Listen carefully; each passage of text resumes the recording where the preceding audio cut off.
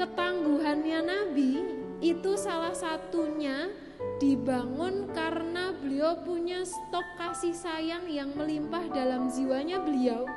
Kalaulah ada orang lain yang menjadi sumber stres, ya sumber stresnya Nabi itu banyak gitu ya. Dari model perang Uhud yang beliau sampai kayak gitu kondisinya, dari di Taif beliau diejek macam-macam, mau pergi ke masjid diludahin. Panjenengan pernah tidak ke masjid diludahin orang? Beliau kalau ke masjid diludahin orang, Bu, diludahin lagi, tapi beliau cuma tersenyum terus dibersihkan. Diludahin lagi, senyum dibersihkan. Berkali-kali begitu sampai yang ngeludahin ini nggak ada, sampai beliau tanya, tumben ya dia nggak ngeludahin gitu ya, malah digolei gitu ya. Terus para sahabat bilang, ya Nabi dia sakit, oh ya mari kita jenguk.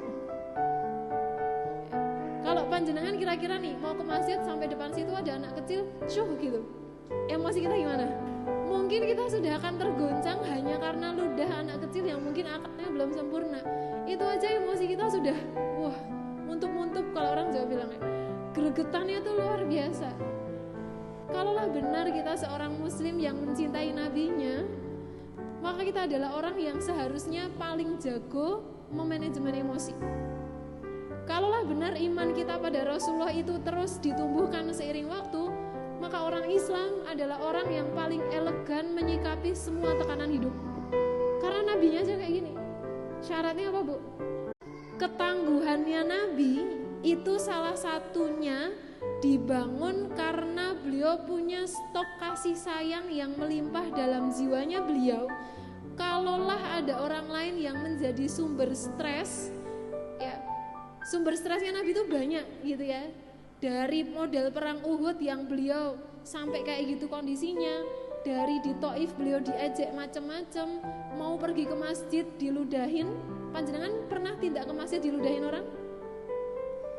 Beliau kalau ke masjid diludahin orang, Bu, diludahin lagi, tapi beliau cuma tersenyum terus dibersihkan.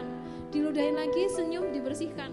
Berkali-kali begitu sampai yang ngeludahin ini nggak ada, sampai beliau tanya, tumben ya dia nggak ngeludahin gitu ya, malah digolei gitu ya. Terus para sahabat bilang, ya Nabi dia sakit, oh ya mari kita jenguk. Kalau panjenengan kira-kira nih mau ke masjid sampai depan situ ada anak kecil, gitu, emosi kita gimana? Mungkin kita sudah akan tergoncang hanya karena ludah anak kecil yang mungkin akalnya belum sempurna. Itu aja emosi kita sudah, wah, muntup-muntup kalau orang Jawa bilangnya. Gregetannya tuh luar biasa.